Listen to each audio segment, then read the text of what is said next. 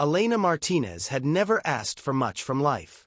At 25, she worked at a small coffee shop in the heart of the city, living paycheck to paycheck in a tiny apartment she shared with her elderly grandmother. But she had something money couldn't buy: a heart full of hope and a smile that could light up the darkest room. She believed in simple things: honest work, kindness to strangers, and the possibility that somewhere out there, true love existed. Every morning, she'd wake up at 5 a.m., kiss her sleeping grandmother on the forehead, and walk 3 miles to the coffee shop because she couldn't afford the bus fare. But she never complained. This was her life, and she'd learned to find beauty in its simplicity. Daniel Hart had everything money could buy, yet he felt empty. As the only son of billionaire William Hart, owner of Hart Industries, one of the largest corporations in the country, he'd grown up surrounded by wealth, luxury, and people who only wanted him for his money. Mansions, private jets, exotic cars. None of it filled the void in his heart. 3 years ago, after a particularly brutal argument with his father about the direction of his life, Daniel made a decision that shocked everyone who knew him. He walked away from it all: the mansion, the company, the trust fund, the fake friends. He changed his name to Daniel Miller, rented a modest apartment in a working-class neighborhood, and took a job as a freelance graphic designer. He wanted to know what it felt like to be valued for who he was, not what he had. He wanted to meet someone who would love Daniel the person, not Daniel the heir to billions. Tea was the smallest moment: a brief touch of fingers as she handed him his coffee, an exchange of glances that lasted no more than 3 seconds. But sometimes, that's all it takes.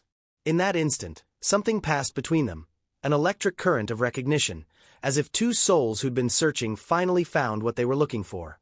Elena felt her heart skip in a way it never had before. Daniel forgot how to breathe for a moment. Neither of them knew it yet, but their lives had just changed forever. This wasn't just attraction, it was something deeper, something rare, something real.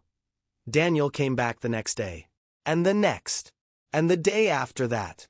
He told himself it was because he liked the coffee, but he knew the truth. He was falling for the beautiful barista who treated everyone with kindness, who remembered customers' names, who lit up the room with her genuine warmth. For the first time in his life, a woman looked at him and saw just Daniel. Not a bank account, not a last name, not an opportunity. She saw his heart. And that terrified and thrilled him in equal measure. 3 weeks of coffee and stolen glances turned into conversation. Elena learned that Daniel was a graphic designer who loved old movies and terrible puns. Daniel learned that Elena was working 2 jobs to support her grandmother, that she'd never left the city, that she dreamed of opening her own bakery someday. They talked about everything and nothing: books, music, childhood memories, hopes for the future. What Elena didn't know was that the modest apartment Daniel mentioned was a far cry from the 50-room mansion he'd grown up in. What she didn't know was that the family business he'd walked away from was worth $12 billion. And Daniel kept it that way, because for the first time in his life, someone was falling in love with him, not his money. Their first date was perfect in its simplicity. Daniel took Elena to a small Italian restaurant where they shared pasta and laughed until their sides hurt. He wanted to take her somewhere expensive, somewhere that matched what he felt she deserved, but he knew he couldn't. Not yet. So instead, he took her somewhere real, somewhere honest. And as they walked home through the city streets, their hands finally finding each other's, Daniel realized something profound. He'd never been happier. All the wealth in the world, all the luxury he'd known, couldn't compare to this moment with this woman who made 75 cents above minimum wage and still somehow made him feel like the richest man alive. 6 months flew by like 6 days. They were inseparable, 2 souls perfectly matched despite coming from worlds that couldn't be more different. Elena introduced Daniel to her grandmother, Maria, a wise woman who'd raised Elena alone after her parents died. Maria looked into Daniel's eyes and saw something that made her smile. Genuine love, the kind that doesn't come around often. Daniel had never felt so accepted, so seen, so valued for simply being himself. He knew he was living a lie by omission, that eventually he'd have to tell Elena the truth about who he really was. But every time he tried, the words stuck in his throat. What if she left him? What if she thought everything between them had been a lie? What if she could never trust him again? The ring had belonged to Daniel's grandmother, passed down through 3 generations of Hart family women. It was the one thing he'd taken when he left his old life: a simple gold band with a small, perfect diamond. Not ostentatious, not massive, just beautiful and real. His grandmother had told him to save it for true love, and he'd laughed at the time, thinking true love was a fairy tale. But now, holding it in his hand as he stood outside Elena's apartment building, his heart pounding so hard he thought it might break through his chest, he understood. This was true love. Elena was true love. And he was about to ask her to spend the rest of her life with him.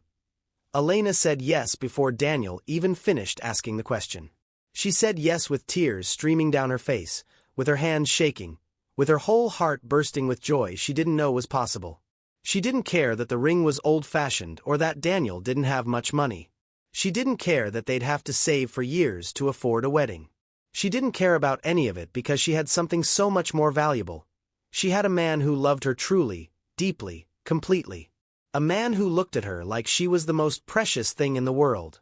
A man who made her laugh, who held her when she cried, who believed in her dreams. That night, as they held each other in her tiny apartment, both of them whispered the same prayer, that this happiness would last forever. But fate had other plans.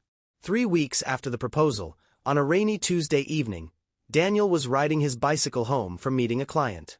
He was thinking about Elena, about their future, about how lucky he was. He never saw the car run the red light. The impact sent him flying 20 feet. His head hit the pavement with a sickening crack. The last thing he thought before the world went dark was Elena's name. The last thing he felt was the ring on his finger, the matching band they'd bought together with their combined savings. Then, nothing. Just darkness and silence and the distant sound of sirens. The call came at 11:37 p.m. Elena was at her second job, cleaning office buildings, when her phone rang with a number she didn't recognize. "Is this Elena Martinez? We have your emergency contact information from a Daniel Miller. He's been in an accident. You need to come to City General Hospital immediately." The phone slipped from Elena's trembling hands. The world tilted sideways. Her legs gave out and she fell to her knees on the cold office floor. Not Daniel. Please, God, not Daniel. She'd already lost her parents. She couldn't lose him too. She couldn't survive it. The hospital corridor was too bright, too cold, too sterile. Elena sat in a plastic chair, still wearing her cleaning uniform, her hands clasped so tightly her knuckles had gone white. She'd been there for 6 hours, waiting, praying, bargaining with God. The doctor finally emerged, his face grave but professional. "Miss Martinez, your fiancé suffered severe head trauma. We've stabilized him, but he's in a coma. The next 72 hours are critical. He needs surgery to relieve the pressure on his brain, but I have to be honest with you, it's expensive. Without insurance, we're looking at approximately $300,000. $300,000. Elena made $18,000 a year. She felt the floor drop out from under her. But she looked the doctor straight in the eye and said, "I'll find a way. Just save him. Please, just save him." Elena didn't leave Daniel's side for 3 days. She held his hand, talked to him, read him his favorite books, played the music he loved.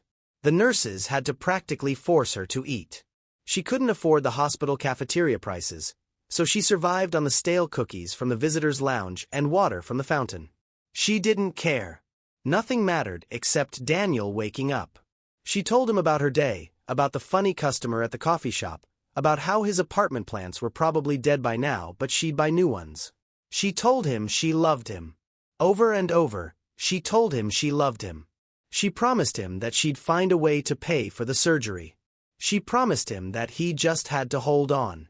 She promised him forever. On the 4th day, reality crashed down on Elena like a tidal wave. The hospital administrator, a thin woman with cold eyes, informed her that without a deposit of at least $50,000, they couldn't schedule the surgery. Elena's savings account had exactly $2,314. She'd already called every bank. No one would give her a loan without collateral she didn't have. She'd started a crowdfunding campaign that had raised $800. She was drowning, and she didn't know how to swim. But Elena Martinez was her mother's daughter, and her mother had taught her that when life knocks you down, you get back up. So she dried her tears, kissed Daniel's forehead, and whispered, "I won't let you die. I don't care what I have to do." The job posting was like an answered prayer. Hart Industries, one of the biggest companies in the city, was hiring for their cleaning crew. The pay was almost double what Elena made at her current jobs, with the possibility of overtime. The night shift meant she could still visit Daniel during the day. She applied immediately, and miraculously, they called her back within hours. The interview was brief. They needed someone to start immediately. Elena didn't hesitate. "When can I start?" she asked. "Tonight," they told her. She took one last look at Daniel's peaceful face in that hospital bed and made a silent vow. "I'll save you," she promised. No matter what it takes. Hart Industries headquarters was a monument to wealth and power, a gleaming 50-story tower of glass and steel that seemed to touch the clouds. Elena stood outside on her first night, feeling impossibly small. Somewhere in this building was the man who owned it all, the mysterious William Hart, who according to office gossip was a brilliant but ruthless businessman who'd built an empire from nothing. Elena didn't care about any of that. She cared about the paycheck that would save Daniel's life. She walked through the service entrance with her head held high, ready to scrub floors and empty trash cans, ready to do whatever it took. Pride didn't matter anymore. Only Daniel mattered.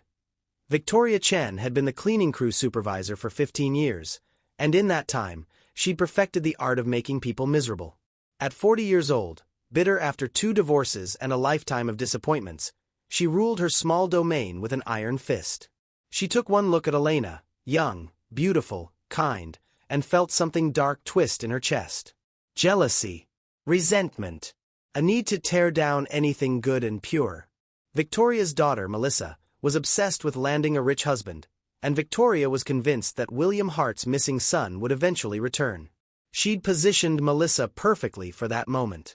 The last thing she needed was some pretty new girl catching anyone's attention.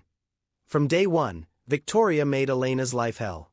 She assigned her the worst tasks: cleaning the executive bathrooms at 3 a.m., scrubbing the parking garage on her hands and knees, hauling heavy trash bags up flights of stairs instead of using the elevator. She criticized everything Elena did, wrote her up for imaginary infractions, scheduled her for double shifts without overtime pay. The other cleaners, terrified of Victoria's wrath, kept their distance from Elena. But Elena endured it all in silence. Every insult, every unfair task, every humiliation, she bore it with quiet dignity. Because at the end of each shift, she had money. Money that was slowly, painfully slowly, adding up. Money that would save Daniel. Meanwhile, 50 floors above where Elena scrubbed toilets, William Hart sat alone in his massive corner office, staring at a photograph of his son. 3 years. 3 years since Daniel had walked out after their argument, since he'd thrown away his future over some idealistic nonsense about finding himself. William had said terrible things that night, things he regretted every single day.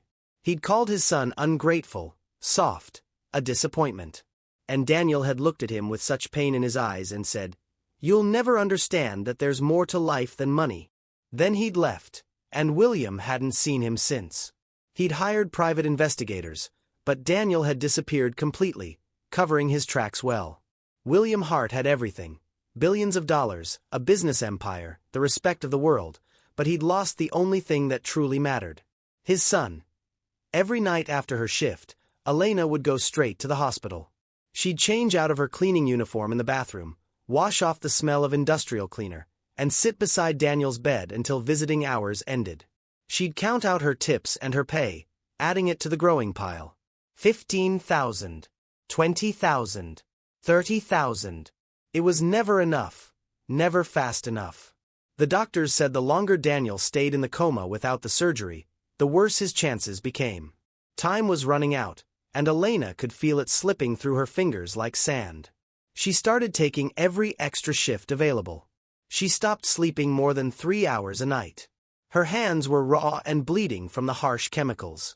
Her body ached constantly. But she couldn't stop. She wouldn't stop. Victoria's cruelty escalated. She'd accidentally spill trash on floors Elena had just cleaned, forcing her to do it again. She'd schedule Elena for the graveyard shift, then call her in for the morning shift with no time to sleep in between. She'd spread rumors that Elena was stealing, that she was lazy, that she was trying to seduce the male executives. The other cleaners started to believe it, their whispers following Elena through the corridors. But what Victoria didn't know was that Elena had survived worse. She'd watched her parents die. She was watching the love of her life fight for his life. High school bullying tactics from a bitter middle-aged woman were nothing compared to real pain. So Elena smiled at Victoria's insults, cleaned without complaint, and counted every dollar that brought her closer to saving Daniel. Melissa Chen was beautiful, pampered, and completely devoid of empathy. At 23, she'd never worked a day in her life, supported entirely by her mother's salary and various wealthy boyfriends. She spent her days at the spa, shopping with daddy's credit cards, and plotting how to catch a billionaire. She'd heard the rumors that William Hart's son had run away years ago, and she was convinced he'd come back eventually. When he did, she planned to be there, perfectly positioned to become the next Mrs. Hart. So she hung around the building, flirting with executives, making sure everyone knew she was available.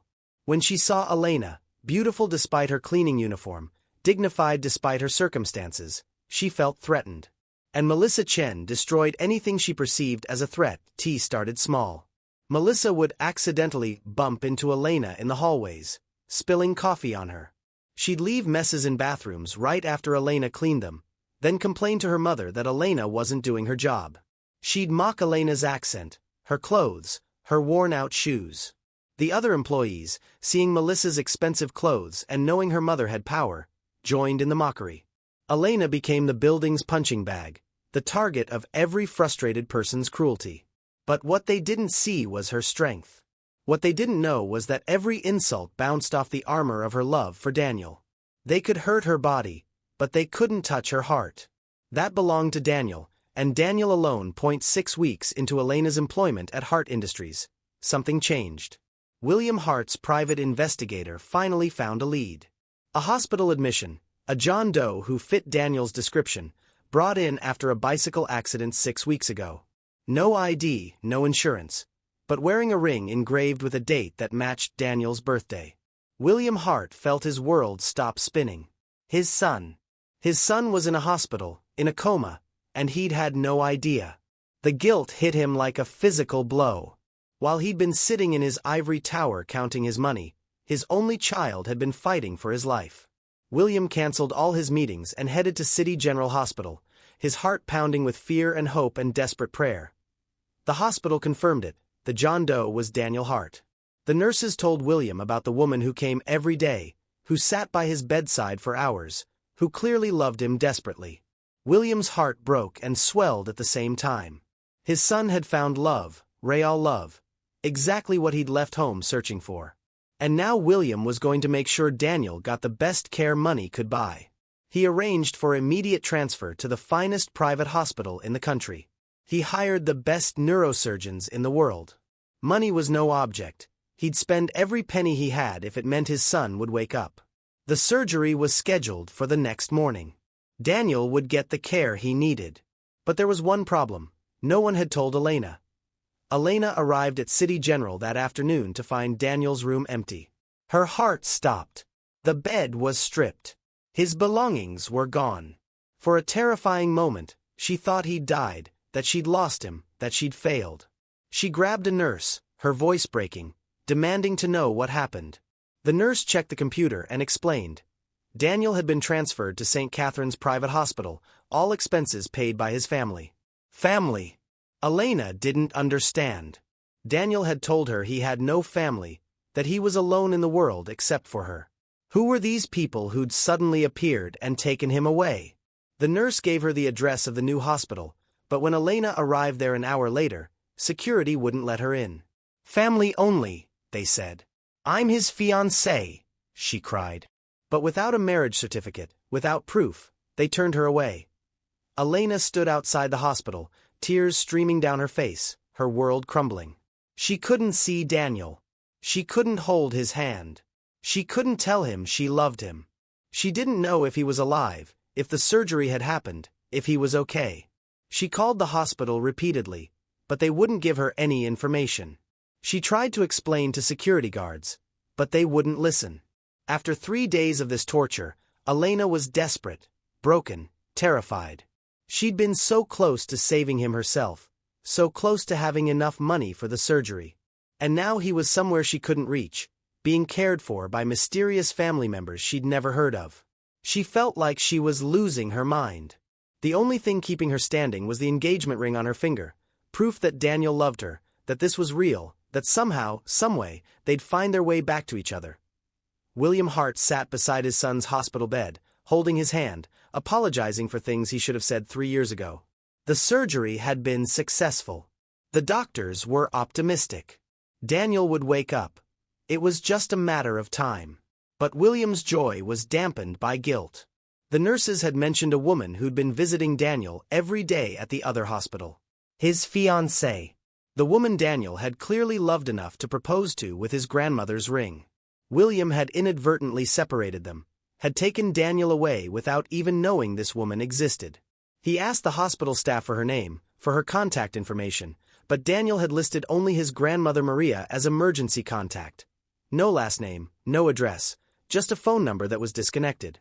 William wanted to find this woman, to thank her for loving his son, to apologize for keeping her away. But he didn't even know her name. Meanwhile, Elena returned to Hart Industries every night, her heart shattered, going through the motions like a ghost. She cleaned mechanically, barely aware of her surroundings, her mind always with Daniel. Where was he? Was he alive? Had he woken up? Did he wonder where she was? Did he think she'd abandoned him? The questions tortured her, but she had no answers. Victoria noticed Elena's distraction and punished her for it mercilessly. More difficult tasks, more public humiliations, more cruelty. But Elena barely felt it anymore. Physical pain was nothing compared to the agony of being separated from Daniel. She was drowning, and she didn't know if she had the strength to keep swimming. 2 weeks after the surgery, something miraculous happened. Daniel's eyes flickered open. The world swam into focus slowly. Bright lights, white walls, the steady beep of monitors. He was alive. But his head felt like it was splitting in two. His memories were fragmented and hazy. He remembered the accident, remembered the pain. And he remembered Elena. Her face, her smile, her voice saying yes when he proposed. Where was she? He tried to speak, but his throat was too dry. A nurse rushed over, calling for the doctor. Within minutes, William Hart was there, tears streaming down his face, gripping Daniel's hand. "Dad!" Daniel croaked, confused. What are you doing here?" And slowly, painfully, William explained everything. How he'd found Daniel. How he'd arranged the surgery. How he'd brought him here. But when Daniel asked about Elena, William's face fell. "I don't know who that is, son. There's been no one here except me." Daniel's panic was immediate and overwhelming. Elena. He needed Elena. She must be terrified, must think he was dead, must be going through hell. He had to find her, had to tell her he was okay, had to hold her again. But there was a problem. In his previous life, trying to hide his identity, he'd never told Elena his real last name. He'd never told her about his father, about the money, about Hart Industries. She knew him only as Daniel Miller, graphic designer.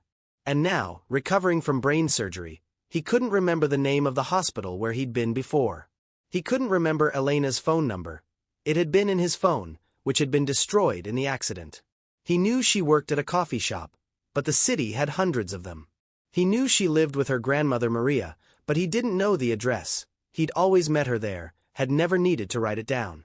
He was desperate, frantic, but utterly powerless to find the woman he loved. William Hart watched his son's anguish and felt his own guilt multiply.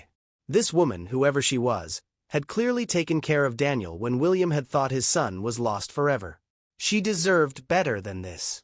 William threw every resource he had into finding her.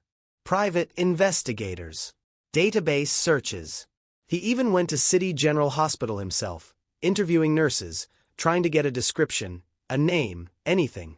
But Elena had always come during visiting hours, had never caused any trouble, had never given her full name, just Elena, Daniel's fiancée. The nurses remembered her as the beautiful young black woman who was always there, but that wasn't enough to find her in a city of 8 million people. William was one of the most powerful men in the world, But he couldn't find one ordinary woman who'd vanished into the vast machinery of the city. Daniel's physical recovery was swift, but his emotional state was deteriorating. He barely ate. He couldn't sleep. Every waking moment was consumed with thoughts of Elena, where she was, if she was okay, if she'd moved on, thinking he was dead. The psychiatrist said he was showing signs of severe depression. William watched his son waste away and felt completely helpless. Finally, after 3 weeks of recovery, William made a decision. He'd bring Daniel home to the family estate, surround him with comfort and security, and continue the search for Elena from there. Daniel didn't want to go. Leaving the hospital felt like abandoning any chance of Elena finding him. But he was too weak to argue, too broken to fight. So he let his father take him to the massive Hart estate, to the prison of luxury he'd run away from 3 years ago. The Hart family estate was obscene in its opulence: 30 acres of manicured grounds, a mansion with 40 rooms, an indoor pool, a private movie theater, staff quarters, gardens that looked like they belonged in a fairy tale. Daniel had grown up here, but it had never felt like home. It felt like a museum, cold and empty despite all its beauty. William tried everything to lift his son's spirits. The best chefs prepared elaborate meals that Daniel barely touched. Doctors made house calls daily. William even offered to let Daniel redesign the entire estate if it would make him happy. But nothing worked. Daniel spent his days staring out windows, holding the engagement ring he'd somehow managed to keep through everything, whispering Elena's name like a prayer. Meanwhile, Elena had reached her breaking point. 2 months had passed since Daniel disappeared. The disconnected phone number for his grandmother Maria had led nowhere. Elena had gone to the building where Daniel's apartment was supposed to be, only to find that no one by that name had ever lived there. She'd searched social media, missing persons databases, everything she could think of. It was like Daniel Miller had never existed. She was starting to believe that maybe he hadn't. Maybe the man she loved had been living a lie, maybe none of it had been real. But then she'd look at the ring on her finger, remember the way he'd looked at her, remember the love in his voice when he proposed, and she knew it had been real. Which meant something terrible had happened. And she had no way to find out what. Elena's grandmother Maria watched her granddaughter waste away with grief and felt utterly helpless. The vibrant, hopeful young woman had become a ghost, going through the motions of life without really living. Maria held Elena while she cried herself to sleep every night. She tried to convince Elena to eat, to take care of herself, to hold on to hope. But how do you hold on to hope when the love of your life has vanished without a trace? How do you move forward when half your heart is missing? Maria prayed every night for a miracle, for God to reunite these two souls who so clearly belonged together. She didn't know that the miracle was already in motion. William Hart had decided it was time for Daniel to rejoin the world, starting with the family business. Daniel hadn't stepped foot in Hart Industries in 3 years, but William thought maybe returning to some semblance of normalcy would help. Daniel agreed, not because he cared about the company, but because sitting in that mansion thinking about Elena was driving him insane. At least at the office, he'd have distractions. So one Monday morning, Daniel dressed in one of the expensive suits his father had bought him. So different from the blue jacket and jeans he'd worn in his other life, and prepared to face the building that represented everything he'd run away from. He had no idea that the love of his life was inside, 49 floors below, scrubbing toilets in a cleaning uniform. Daniel's return to Hart Industries caused a stir throughout the entire building. The missing heir had returned. Speculation ran wild. Where had he been? Why had he left? Would he take over the company? Melissa Chen heard the news and practically threw a party. This was her moment. This was what she'd been waiting for. She spent hours getting ready, choosing her most expensive dress, her most stunning jewelry. She positioned herself strategically, ready to accidentally bump into him, ready to deploy every manipulation tactic she'd perfected over the years. Victoria, seeing her daughter's excitement, gave her blessing and advice. Land the heir, secure the future. Do whatever it takes. Neither of them spared a thought for the young woman cleaning the executive bathrooms, the woman whose heart was about to either soar or shatter completely. Elena was on the 49th floor that morning, assigned to clean the executive offices. She'd learned to make herself invisible, to move through spaces like a ghost. The executives barely noticed her, just another cleaner in a uniform, beneath their notice. She was emptying a trash can when she heard the commotion, the excited whispers. He's back. The sun is back. Daniel Hart is in the building. Elena froze. Daniel. The name sent a shock through her system, even though she knew it couldn't be her Daniel. Her Daniel's last name was Miller. Her Daniel was lying in a hospital bed somewhere, if he was even still alive. But still, something made her look up. Something made her move toward the crowd of excited employees gathering near the elevator. Something made her push through until she could see. And then time stopped. Daniel stepped out of the elevator, surrounded by executives and assistants, all vying for his attention. He looked different, expensive suit instead of his blue jacket, hair professionally styled instead of messy, an air of wealth and power around him that hadn't been there before. But it was him. It was unmistakably, impossibly him. Elena's knees buckled. The trash bag fell from her nerveless fingers. She tried to call his name, but no sound came out. She was hallucinating. She had to be. She'd finally lost her mind from grief and exhaustion. Because there was no way her Daniel, her humble graphic designer fiancé, could be Daniel Hart, the billionaire heir everyone was buzzing about. It wasn't possible. It couldn't be real. Daniel was barely listening to the executives around him, nodding mechanically at their small talk, when he felt it, that electric current he'd only felt once before in his life. His head snapped up, his eyes scanning the crowd instinctively. And then he saw her. Elena. His Elena. Standing there in a cleaning uniform, her face pale with shock, her hand pressed against the wall like she needed it to stay upright. For a moment, he thought he was hallucinating, that his desperate longing had conjured her image. But no, she was real. She was here. She was alive. The world around him disappeared. The executives' voices faded to white noise. There was only Elena. His Elena. After 2 months of hell, of searching, of thinking he'd lost her forever, she was right here. In his father's building. Wearing a cleaning uniform. And suddenly, horrible understanding crashed over him. Daniel pushed through the crowd, not caring who he shoved aside, his eyes locked on Elena. But before he could reach her, Melissa Chen stepped directly into his path, her practiced smile in place, her hand reaching out to touch his arm. Daniel! Welcome back. I'm Melissa Chen. I've been hoping to meet you for so long. Daniel barely glanced at her, trying to move around her, but Melissa was persistent, blocking his path, launching into a rehearsed speech. Behind her, Elena was backing away, shaking her head, her face crumpling with betrayal and disbelief. Daniel called her name. Elena! Wait! But Victoria appeared, grabbing Elena's arm roughly, hissing at her to get back to work, to stop staring at her betters. Elena jerked away and ran, disappearing into a service stairwell. Daniel tried to follow but was surrounded by people, all demanding his attention, all unknowingly keeping him from the only person in the world he wanted to reach. Elena ran blindly, tears streaming down her face, her mind unable to process what she'd just seen. Daniel. Alive. Not in a hospital bed but healthy, wealthy, surrounded by people who clearly knew him, clearly respected him. Daniel Hart. Not Daniel Miller. Hart. She'd been working in his father's building for 2 months. She'd been scrubbing toilets owned by her fiancé's family. And he'd never told her. Never told her who he really was. Never told her about the money, the power, the empire. Their entire relationship had been built on lies. The proposal, the ring, the promises. Had any of it been real? Or had she just been an amusing diversion for a bored billionaire playing at being normal? She made it to the women's bathroom and collapsed, sobs tearing from her throat. Daniel finally broke free from the crowd and ran to the stairwell, but Elena was gone.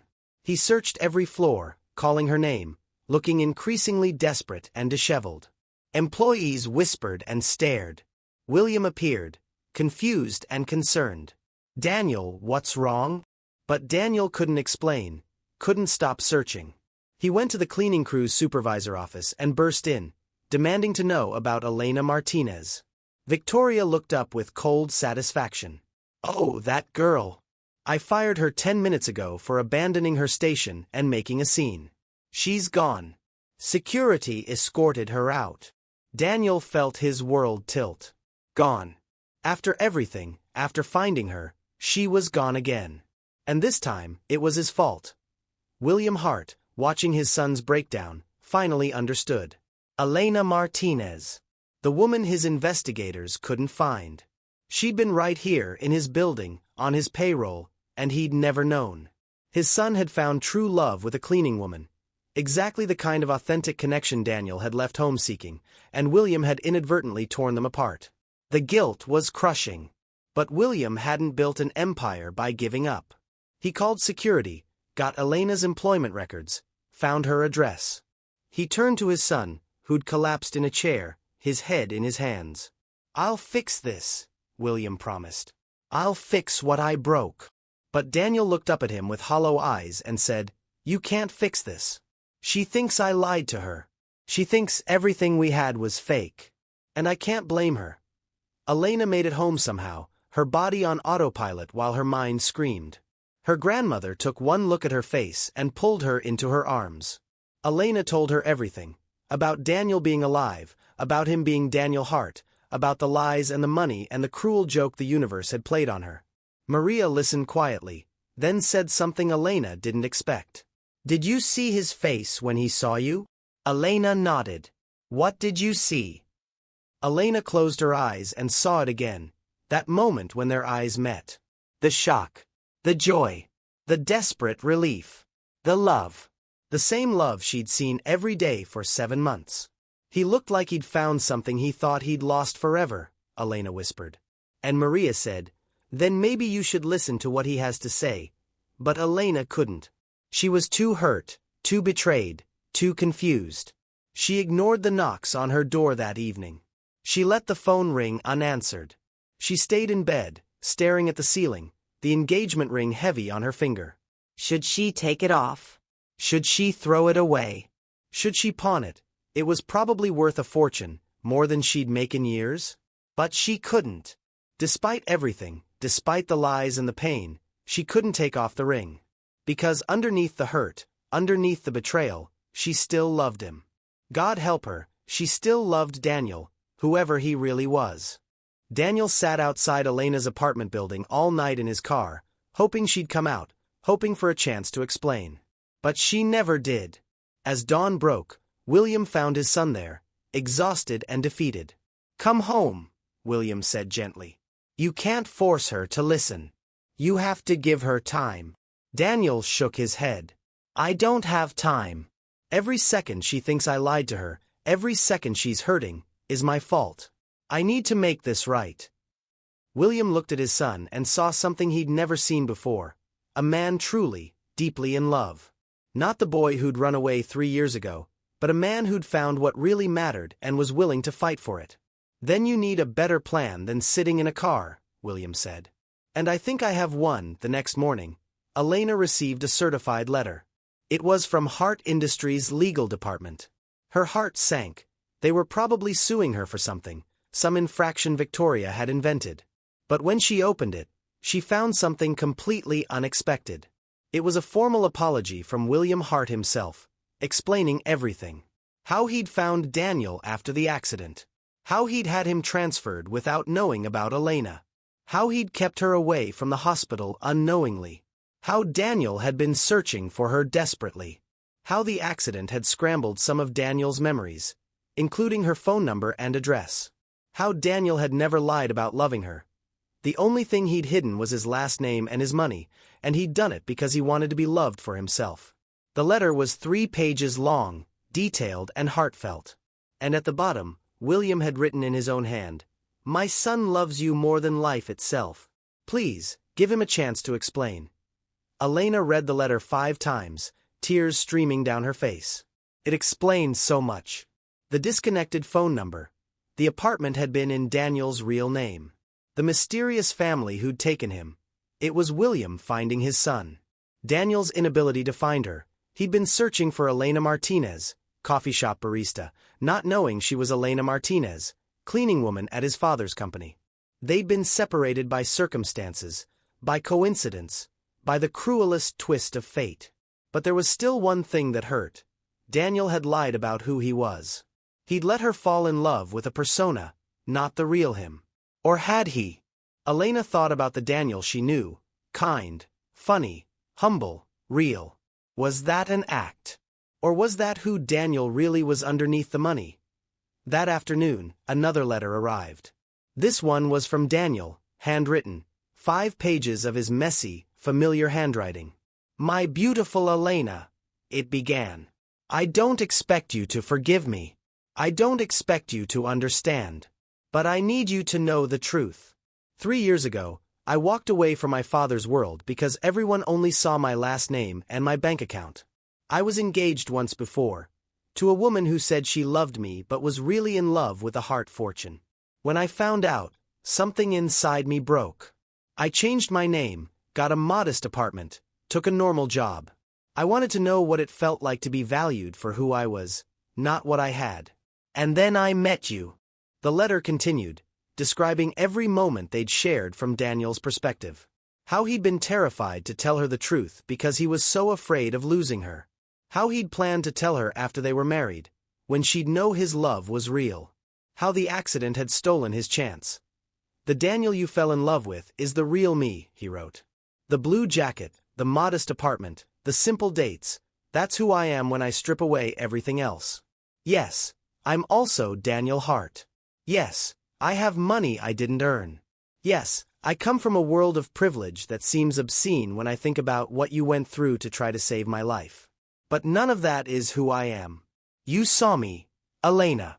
Really saw me. You loved me when I had nothing to offer but myself. And that's the most precious gift anyone has ever given me. I love you. I've loved you since the moment you handed me that coffee and our fingers touched. I love you now. I'll love you forever." The question is, can you love Daniel Hart the same way you loved Daniel Miller? Because they're the same person. I'm the same person. I'm just a man who loves you more than life itself and would give up every penny I have if it meant you'd give me another chance. Elena clutched the letter to her chest, sobbing. She believed him. She believed that the Daniel she'd loved was real. But there was still so much hurt, so much confusion. She needed to see him, needed to hear his voice, needed to look into his eyes and know for sure. But she was terrified. Terrified of being hurt again. Terrified that she'd walk into his world and be crushed by it. Terrified that she wasn't good enough, that she'd never fit into his life. She was just a girl from nowhere with nothing. He was a billionaire heir with everything. How could that possibly work? But then she thought about him in that hospital bed, about the love she'd felt, about the promises they'd made. And she knew she had to try. The next day, Elena called the number William had included in his letter. A secretary answered, professional and polite. "I'd like to see Daniel Hart," Elena said, her voice shaking. "This is Elena Martinez." There was a pause, then a rush of activity. "One moment, please." Voices in the background. Then suddenly, Daniel's voice, breathless and desperate. "Elena? Is that really you?" And hearing his voice, the same voice that had told her he loved her, that had read her poetry, that had laughed at her jokes, Elena started crying. "It's me," she whispered. "Can we talk?" There was a sound that might have been a sob. "Yes. God, yes. Where are you? I'll come to you. Right now. Wherever you are." They met at the place where it all began, the small coffee shop where Elena used to work. She'd asked to meet there specifically, needing the familiar surroundings, the reminder of who they'd been when everything was simple. Daniel arrived before her, waiting at their usual table by the window, looking exactly like he had 3 months ago. Blue jacket, jeans, sneakers. He'd deliberately chosen those clothes, wanting to be the Daniel she'd fallen in love with, not the Daniel in expensive suits. When Elena walked in and saw him sitting there, her heart clenched. He looked up, their eyes met, and for a moment, nothing else existed. Just them. Just this. Just the love that had survived everything. Elena sat down across from him, her hands shaking. They stared at each other, drinking in the sight after so long apart. Daniel spoke first, his voice rough with emotion. "I'm sorry. I'm so sorry. Not for loving you. I'll never be sorry for that. But for not being honest. For letting you think I was someone I'm not. For not trusting you with the truth." Elena listened as he explained everything. His past engagement to a gold digger, his father's obsession with the business, his desperate need to be seen as just a person. "I know I should have told you," he said. "But I was scared." Everyone I'd ever known who found out about the money changed. They started seeing dollar signs instead of me. And I couldn't bear the thought of you looking at me differently. Elena took a shaky breath. "When I saw you in that building, surrounded by all those people, looking so different, I felt like I didn't know you at all. Like our entire relationship had been a lie." Daniel reached across the table, stopping just short of touching her hand, asking permission. "Look at me now," he said. "Really look. Who do you see?" Elena studied his face. The same kind eyes, the same gentle expression, the same love radiating from every feature. "I see Daniel," she whispered. "I see the man who proposed to me with his grandmother's ring. I see the man I fell in love with." Daniel's eyes filled with tears. "Then you see the truth. This is who I am. The money doesn't change that. The last name doesn't change that. I'm the same man who burned your toast trying to make you breakfast. Who cried during that ridiculous romantic movie you loved. Who held you when you were scared. I'm the same man who loves you more than breathing." Elena finally let herself cry, really cry, letting out all the pain and fear and heartbreak of the past 2 months. And Daniel was there, just like he'd always been, holding her while she sobbed, whispering that everything would be okay, that they'd found each other again and nothing would separate them again. When her tears finally subsided, Elena looked up at him. "I visited you every day in that hospital," she said. "I held your hand for hours. I read to you. I promised you I'd find a way to pay for your surgery. I took that job at Hart Industries so I could save you. Do you know what they did to me there? How Victoria treated me. How everyone looked down on me."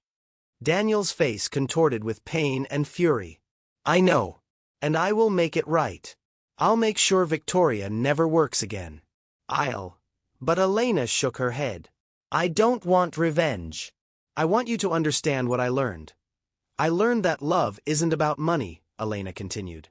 "I would have scrubbed floors for the rest of my life if it meant saving you. I would have done anything, sacrificed anything, because that's what love is. Real love. The kind that doesn't count costs or keep score. The kind that just gives and gives because the other person's happiness is more important than your own." She looked at him intently. "You have billions of dollars, Daniel. But when you were lying in that hospital bed, that money couldn't save you. Only love could. My love. And your father's love, once he found you. That's what I need you to understand. The money doesn't matter. It never mattered. What matters is this." She took his hand and placed it over her heart. "What matters is what's in here. That's what I fell in love with. That's what I'm still in love with. Not Daniel Hart the billionaire. Just Daniel. Just you." Daniel pulled Elena into his arms, and they held each other like drowning people who'd finally found shore. "Marry me," Daniel whispered into her hair. "I know I already asked. I know you already said yes. But I'm asking again. Marry me as Daniel Hart. Marry me knowing everything about who I am, where I come from, what I have. Marry me knowing it won't be easy, that people will judge you, that my world can be cruel. Marry me anyway.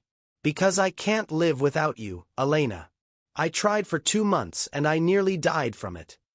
Elena pulled back just enough to look into his eyes. She thought about everything they'd been through, the love, the loss, the pain, the lies, the truth. She thought about Daniel in his blue jacket, and Daniel in his expensive suit, and realized they were the same person. She thought about the life they could have together, the challenges they'd face, the love that would sustain them through it all. And she smiled through her tears and said the same words she'd said 3 months ago when this all began. Yes.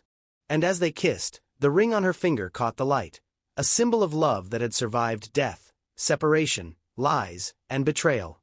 A love that was truly, finally, completely real. 2 souls who'd found each other against all odds and refused to let go. That was true love. And it was worth more than all the money in the world. This was their beginning. Not the end of their story, but the real start. Together, they would build something beautiful. Together, They would prove that love conquers all. Together, they would write their own fairy tale. Not one of riches or status, but one of truth, sacrifice, and a love that could weather any storm. Because in the end, that's what true love is. Not the absence of challenges, but the presence of someone worth fighting for. And they had found that in each other.